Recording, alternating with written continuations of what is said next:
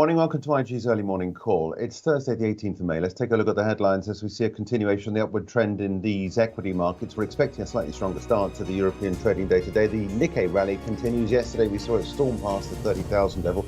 We're now almost at 31,000 for the Nikkei 225. We saw some good growth numbers out yesterday. All is coming despite some trade concerns. We saw detail today.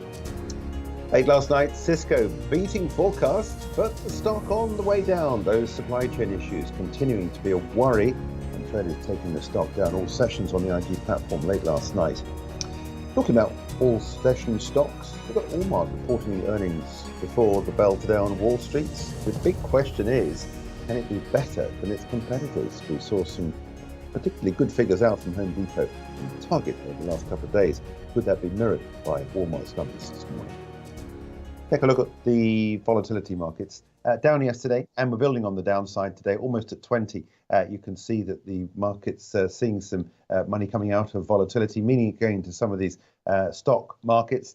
FTSE 100 is one of the relative poorer performers, 77.45. We do expect a slight gain at the start of the day's trade. A lot of companies reporting earnings this morning. We've got some big companies like IDS, formerly Royal Mail Group, reporting numbers. And then we got some not so big companies, but some interesting stories coming through from the likes of Premier Foods, which I'll detail in the next 15 minutes or so. German DAX, the runaway winner. Yesterday, we climbed past and stayed past this line of resistance at 16,010, and we're building on that today. That market is moving up, and you can see that move up that we've got there. And we are now beating these recent highs. And indeed, we're now at levels we've not seen in 16 months, going all the way back to January 2022 for the German DAX. So money going in to the German markets. French markets, we are currently flat on from the close last night. It was a positive end to the trading day yesterday with an extra boost late in the session, in yesterday's session on the French CAC 40. So we are expecting a gain at the start of the top of the hour, but we're basically where we were as at the close last night on the 24-hour markets.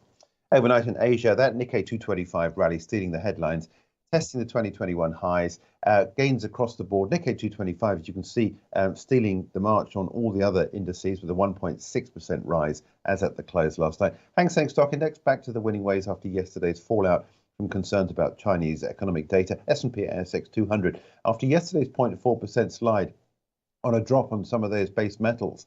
Base metals returning a little bit of money today. S&P ASX up 0.5%. Look at the Nikkei chart, and you can see this is an absolute storming rally. And as I said yesterday, we went past the 30,000 level quite spectacularly. A lot of extra weight coming on the upside on the 24-hour markets after the cash close yesterday as Wall Street got underway. And we'll see in just a minute, Wall Street was up yesterday. Gaining on that as well today, 30,590. 3,800 is the level to beat, which are the highs we saw back on the 13th of September 2021. So we are at those levels at the moment there. And once we then pass that line, let me just expand this out to show you where we then go to after having passed that 3,800 level, 30,800 level. Yeah, then on the way to levels not seen since July 1990. So you can see how important it is to get past that 30,800, which is going to be the next line, big line to beat for the Nikkei. Wall Street close, gains across the board. Yesterday, we saw a fairly even split as well between the Dow Industrials and the NASDAQ. And we've got those markets pretty much holding on to what's happening. This is the Dow. You can see here that candle today, not much move, but we're holding on to the gains that we saw as of yesterday's close. And it's the same for the S&P 500 and the NASDAQ. Just want to return to the Japanese markets because I was mentioning the fact that despite we saw good growth numbers yesterday, trade, big question marks about trade in Japan. The net deficit narrowed according to data out today, but only because imports declined. Economists are concerned that exports growth was the weakest it's been in more than 2 years as shipments to China, its largest trading partner, fell in April. Weakening exports will put a drag on capital spending, which may also hit domestic demand. Yesterday's better than forecast growth data was underpinned by a rise in domestic demand. Capital expenditure was also up, but a drop in net exports, shaving 0.3 percentage points off GDP. So there are some concerns, but nonetheless, obviously, as we've just seen, money going into the Japanese markets. Now, Australian unemployment, Australian employment unexpectedly fell in the month of April. A drop in full-time employment led to a fall in the overall employment number by 4,300 and a rise at the rate to 3.7%. Now, this follows 2 months of outsized gains, which kept the unemployment rate near 50-year lows in the Australian economy. Is this a sign the labour market is cooling? Well, the market certainly thinks so, now betting on a rate pause next month, but still pricing a rate hike in August or September. Let's take a look at what's been happening on the foreign exchange markets for the Australian dollar. A little bit of weakness you can see here for the Aussie against the US dollar. But in fact, if we look at what's happening in the more interesting cross, if we close at these low levels for the Aussie against the Kiwi, it'll be the lowest close we've seen in the market since the 21st of December 2022. So taking out all of the early gains we saw for the Aussie against the Kiwi in the early part of this year, the RBA tightening campaign has already resulted in a 375 basis point hike to 3.85%. And this is seen hitting growth. So you can see where the Aussie is on the way down. If you're short on the Aussie at 106.17, the initial price target is this 105.88, which is the lows we had back on the 5th of April. If you break that, you're then on the way down there to levels not seen since the 21st of December. And if you break that low point there back in December 2022, you're then on the way back to levels not seen since December 2021. If you want to read more on all this, IG strategist Daniel McCarthy has written an article posted on the IG website earlier on this morning. Got some US data out a little bit later on today. It's the weekly jobless claims, of course, coming as it does on Thursday at 1:30 p.m. UK time. Expectations are there for 254,000 jobless claims this week. Also at 1:30 p.m, the Philadelphia Fed Manufacturing Index. The market expects that to rise to a negative 19.8 in May from a negative 31.3 in April. A bit later on, 3 p.m, existing home sales for the month of April. Just for the record, just want to show you what's happening with the euro-dollar trade. I was talking about this downside trade yesterday, and we were talking about taking a short position, I should say. And I was talking about having the stop over 110. If you did take a short position yesterday, you're in the money. And I'd certainly start now pulling the stop loss in from over 110 to about 109.50. 108.31 is where we are. This was the area of support I was talking about, this Fibonacci 61.8% retracement at 107.39. If we get down there, there might then be an opportunity to take this market higher. You might also like to listen to an interview I did yesterday with Patricia Elbers from Financial Trends.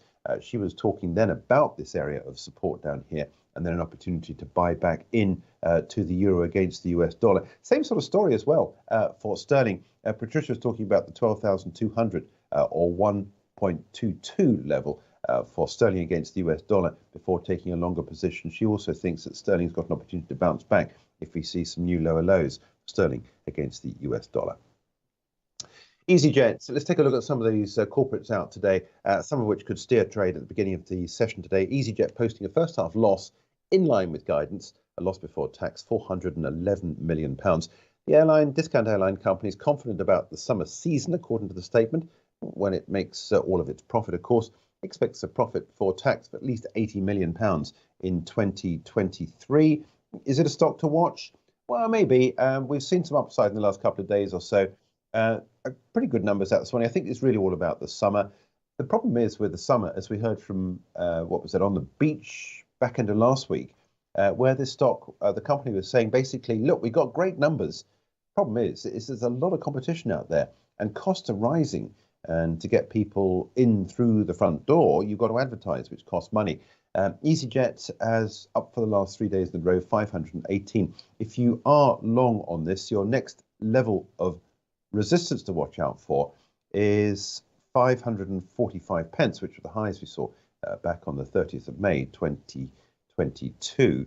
And then you're on the way to working out the final move up in the easyJet trade to take you through with this inverted head and shoulders. And I've drawn this with a price target here of 582 pence. So if we see further gains today, then you're obviously on that way to that figure. But I'm a little bit concerned about the fact that we've got this news, which isn't outstanding, but it is nonetheless on the good side. And we've already seen these gains. Will we see any more gains on the stock? We're looking for a small gain at the stock at the London markets this morning, so perhaps possibly maybe a little bit of upside. But I can't see anything blowing the doors off this particular trade in the next day or so. BT Group's another one where we got some numbers out this morning. Full year numbers out from British Telecom, formerly British Telecom, of course. Revenue, well, I think the headline actually, before we take a look at pre-tax profit falling 12% and revenue down 1%, BT is to cut total staff from 130,000 to 75 to 90,000 by 2028 to 2030. Now, for me, this is the social headline, and I think it just adds to the problem that we've been hearing about the consumer.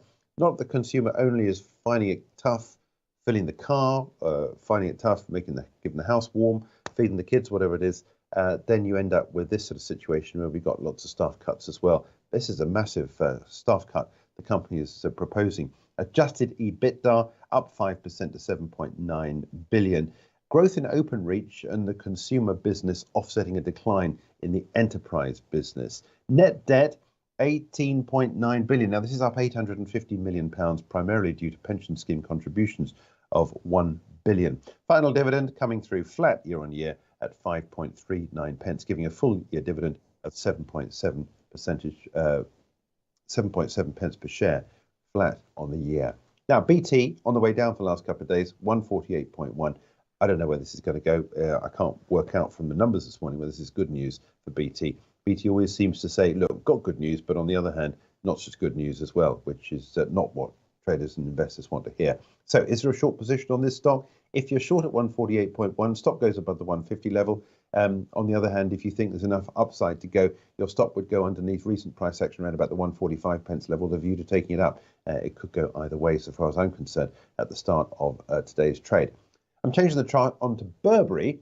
A very different feel to this chart. Look at the way in which this stock has risen over the last few days or so. And in fact, I'm just going back on this just to check to find out. I think it is actually a record high. That was a record high there, up there at that high that point on the 25th of April at £26.56. 25.26 is where this stock is going to open this morning. Full year revenue up 5%. Comparable store sales increasing 7%. Fourth quarter comparable store sales accelerating 16%. So you can see that the growth overall in the last year has come through in the fourth quarter, which is good news. A big rebound in mainland China, up 13%. I think this is good news on the whole for the stock of Burberry, as at the start of today's trade. Operating profit up 8%. We've got good news in outwear, good news in leather goods. Guidance, maintaining a 2024 full year guidance while mindful of the macroeconomic and geopolitical environment.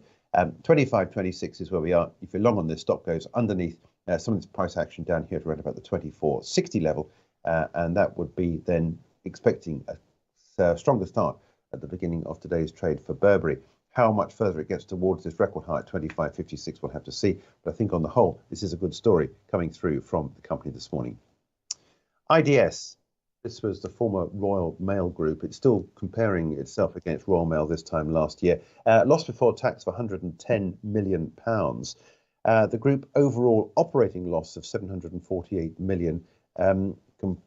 This time last year, we saw a comprised loss in Royal Mail of just over £1 billion. Royal Mail adjusted operating loss of 419 million. The loss there coming through as a result of industrial action. The inability as well, the company says, to deliver the in-year benefits of planned productivity improvements. And its line on this business about industrial action is that the staff are shooting themselves in the foot because this is already a very weak business. Royal Mail is targeting to restore profitability in the Royal Mail Group over the 2 remaining years of the recommended pay deal, with a return to adjusted operating profit in 2024 to 2025. But headwinds are considerable for IDS, International Distribution Services.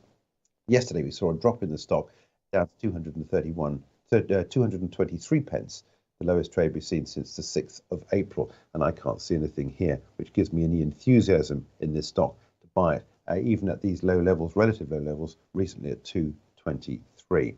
Staying on the charts, Premier Foods, another one worth watching today. Very different sort of shape of chart. Big rally we've seen recently. The stock will open 129 pence. Full year branded revenue up 9.1%. Grocery market share increasing by 64 basis points. Trading profit up 11.5%. Trading profit margins in line with last year as input cost inflation has been offset by cost savings and increased pricing. International revenue growth up 10.8%. The winner there, Mr. Kipling Cakes in Australia, one of the big runaway winners for this company in the numbers out today. The company says it's got accelerated revenue growth expectations as well because of the acquisition of the Spice Tailor Group. That would give it a 12-month revenue increase of 25%. And that would be a really stunning upside. It's making acquisitions, it's getting market share, and Premier Foods recently rising to recent highs. I don't think it's a record high.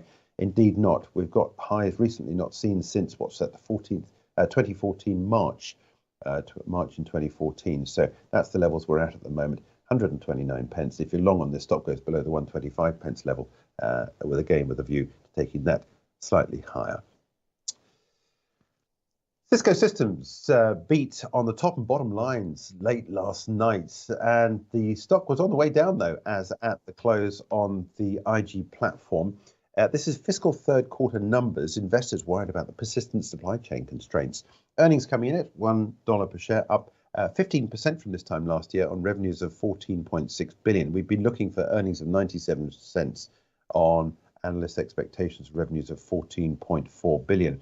The market was waiting for an update on the group's backlog, and it appears that in the 3 months there had been not much improvement. Already in February, investors are worried about the health of the overall backlog and the concerns about the supply chain issues. And you can see, if you look at the share price chart, the stock was on the way down late yesterday in the all sessions trading day. And in fact, it disappeared below this line of support at 45.48 at one point to take us down to levels not seen since November last year. For the full year, Cisco forecasting moderate revenue growth of between 10 and 10.5%. But supply chain restrictions tend to lead in decline in orders of new products. And this is exactly what happened here. Cisco's product orders falling 23% in the third quarter. It'll open at 9 o'clock this morning. It'd be interesting to see if we see any recovery in the stock from the 45.76 we saw late yesterday. Clearly, earnings good, outlook not so good. It still hasn't repaired the supply chain issues. And that's the message that the company wanted to get over to investors and traders late yesterday. Now, today, watch out for Micron Technology shares at the open. All sessions at 9 o'clock this morning on the IG platform. The stock reacted positively around midnight at the announcement that it plans to invest up to 500 billion yen, that's $3.7 billion, in extreme ultraviolet technology. Let's take a look at the share price chart for Micron Technology. As I said, it trades all sessions, and you can see the reaction in the stock late yesterday. And indeed, we ended up at levels not seen there since June 2022. Micron will get support from the Japanese government to become the first semiconductor company to bring EUV technology to Japan for production. EUV is currently the most advanced technology used to the fabrication of semiconductors. So that's the new game on the semiconductor block. Extreme ultraviolet technology. Positive outcome for Micron Technology stock late last night. It'll open at 9 o'clock this morning. Could we see extra weight added to that at 65.95? You'll get the answer to that at 9 o'clock UK time. Now, after Home Depot and Target earlier this week, it's Walmart's turn at lunchtime today, UK time, to release its quarterly figures. Earnings expectations illustrate the tricky situation that retailers are trying to handle. Revenue is anticipated to rise 5% to $148.5 billion, reflecting that rise in costs. But the street expects earnings at $1.30 per share, which means a decline in profit margins. This week, both Home Depot and Target have described a fragile consumer as higher rates and higher energy costs have been soaking up any surplus funds. Like Home Depot and Target, Walmart is all sessions on the IG platform. It'll open at 9 o'clock this morning at $150.08. On the one hand, retailers are trying to pass on those higher costs to their customers. On the other, shoppers are looking for ways to limit spending. Very difficult situation for Walmart and other retailers, which has been highlighted recently in the numbers. We'll get some more detail coming through from Walmart just before Wall Street gets underway later on today. Now, we've been talking a lot about the excess oil slipping around in the markets, and yesterday we saw exactly the same message coming through from the EIA. Let's take a look at the price chart, first of all, for US crude. It did actually rise yesterday. We're currently trading at 72.69. Yesterday afternoon, the EIA revealed that crude oil inventories rose by 5 million barrels last week. Gasoline stocks, however, fell 1.4 million, and distillate stocks are virtually unchanged. I want to leave you with a chart of gold. a negative story, and it continues to build on the negative. I'm waiting for a break of the 1969 to take this further on down. 1969 is the level of support I drew on here when we saw that hammer candle there on the 19th of April, giving us that potential line of support. If you get a break of that, I can't then see an awful lot defending us all the way down to something like around about 1800. Many of those in the gold market believe there are still higher highs to come. But much of that does depend, I think, partially on the dollar's performance, which at the moment is stronger, which I think is seeing some of this market move down for the price of gold. That's it. We're back at 10:30 with Charting the Markets this morning. It's Sean Morrison from Joburg Newsroom. Hope you can join him there for that. But watch out for that long list of stocks we've got at the start of today's trade, where we're looking at those earnings coming through from easyJet, from BT, Burberry, IDS, and we've also got numbers as well out from Premier Foods, which could work as a steer for the markets at the start of today's trade. Back at 10:30 with Charting the Markets.